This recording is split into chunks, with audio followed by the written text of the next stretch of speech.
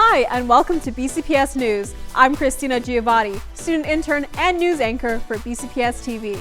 There's a chill in the air, and soon we will be turning the corner into a new year. Wow, where has that time gone? With that said, we continue to stay on point by sharing stories of interest and those that align with our school system's core values. So let's check out some of the progress we've made so far for inspiration in 2022. All our BCPS school resource officers are providing a safe learning environment for our students and staff.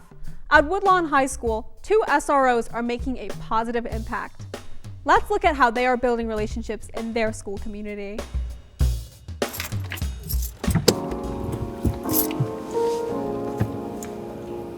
I am Officer Kawan Young, a school resource officer at Woodlawn High School. I'm Officer Womack, and I'm also a resource officer at Woodlawn High School. I want to show that, police can be there also for the positive as well, and also be, something like a mentor or a friend. Allows me to connect with the students, connecting with the staff. But just seeing the success brings joy to my heart, just to see that, I can serve as a mentor or have a part in these students' lives.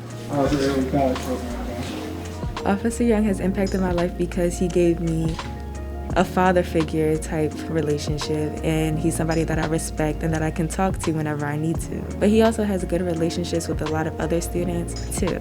Outside of school, they become more than an SRO. They become more of a father figure and a mentor to me. Any issues, that when I got to talk to someone, those two are the first ones there. Officer Young is the first one to come to me. And Officer Womack, he's just someone to be there when you're down and you need a laugh. I think the way to build lasting relationships here at Woodlawn High School is to always just, keep it 100% real with the students. Don't sugarcoat anything. And, we praise them when they're right, and when they're doing something wrong, we also let them know when they're wrong. Just making sure we always there for them and hold them accountable for their actions is the main thing.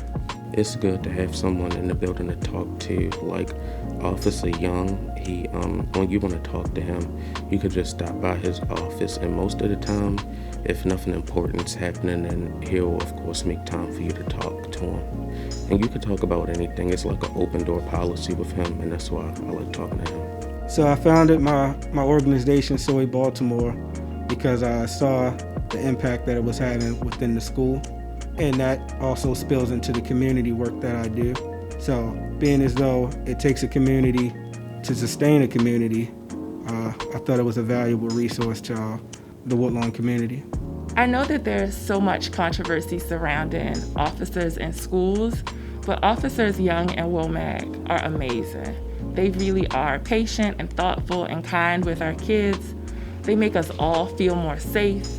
And they're just incredibly down to earth and approachable. They're not just interacting with our students when there are problems, but they show up for them in a way that our students just appreciate, having positive male role models in our building that can interact with them and relate to them. These 2 SROs certainly are committed to making a difference. Now, as you know, most of our BCPS student population is learning in a traditional classroom environment. However, for those who are unable to do so, resources are provided to those students to assist them with keeping their grades on track. Let's take a look at this unique program. Welcome to class today. We got environmental science, and let's look at what we're going to start with today. So the Home and Hospital program is a program that was designed to provide instruction to students who are unable to attend our traditional school settings or our brick and mortar buildings due to a medical illness or an emotional condition. These students typically are going to be out of school for a continuous amount of time. So our program provides instruction for students from grades pre-K to grades 12.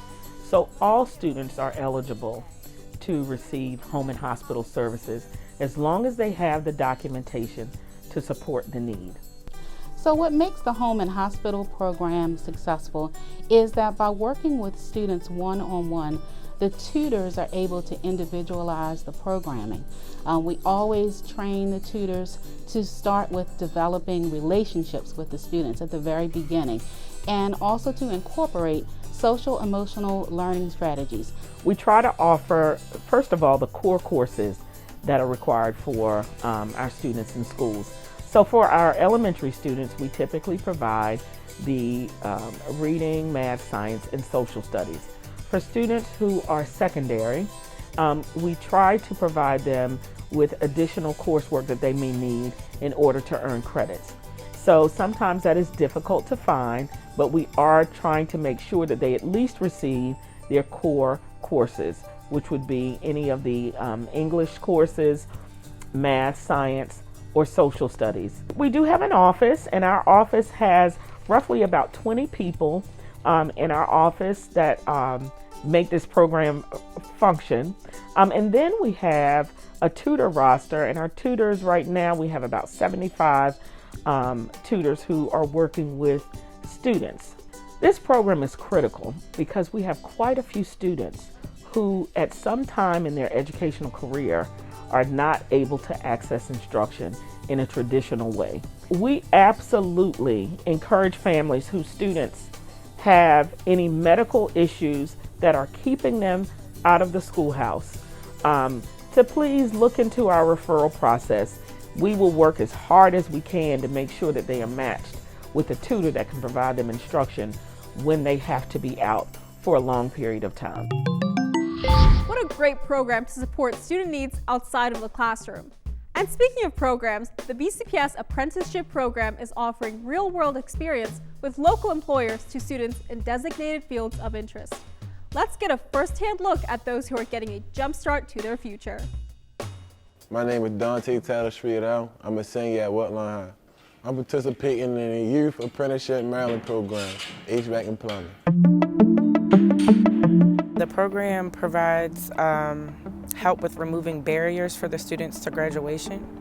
We currently work with 11th and 12th graders. Baltimore County Youth Services works in conjunction with Baltimore County Public Schools, getting together with employers within the Baltimore County area to provide job opportunities for high school youth where they are able to develop a real live work experience.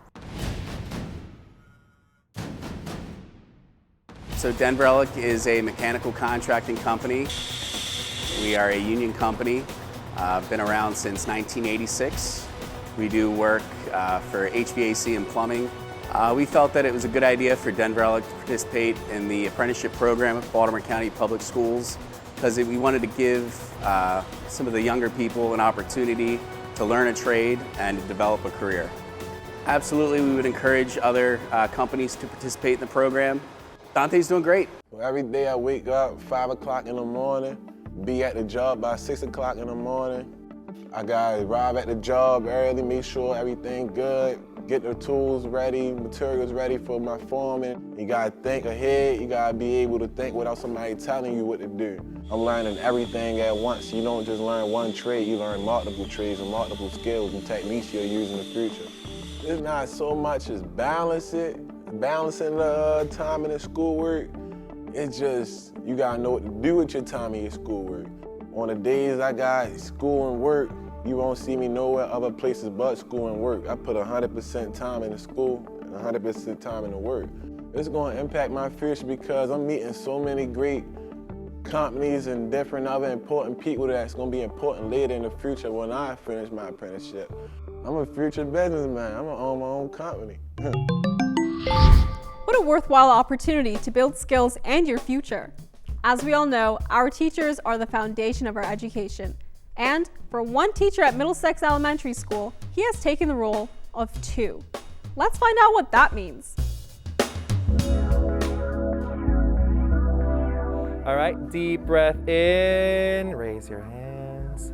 Exhale, hands back down. And the deepest breath you've taken all week, belly breath, belly breath.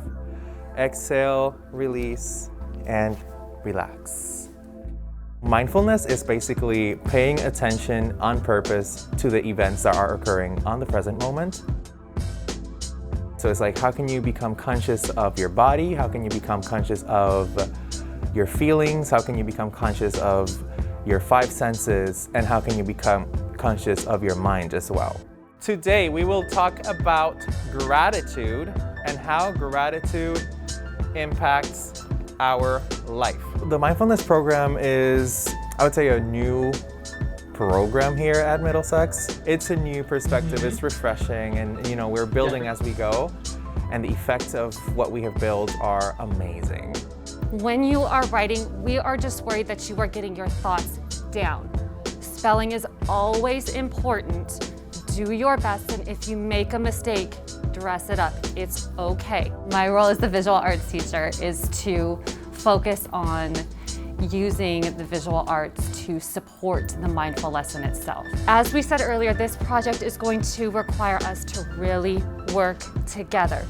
We will start off individual, and then we will eventually work with the people next to you, then the tables next to you, and then class-wide. Today's lesson is about thankfulness and about the word gratitude, which is a big word in mindfulness and something that many kids these days would like and need to learn. So with today's lesson, we are having them write down things that they show gratitude for, something as simple as the food that they eat or the friends that they have, to more complex emotions. I like today's project because it was fun and I got to work with the whole class. Pretend like that ring isn't even there. You're just gonna feed it through and then attach. Mindfulness, it's a really calming class. When you go back to your class after mindfulness, you don't have to be upset if you were upset before you came. At the end of this program, we want students to walk away with a completely different mindset, and a mindset that takes and uses both creativity and personal emotion and uses those two to express them in a completely different way. I like this class at the end of the day because it can help everyone relax when they really need it. I would definitely love my students to walk away with a toolbox of things that they can use to self-regulate their emotions. And this toolbox of, you know, I have all these things that I can use to cope with difficulties in life or my daily life in a healthy way. We admire the collaboration of both teachers in building this curriculum to meet the needs of their students.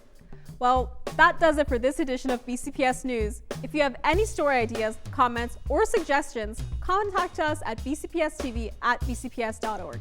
And follow us on Facebook, Twitter, and with the BCPS Now mobile app. Until next time, I'm Christina Giovanni. Thanks for watching.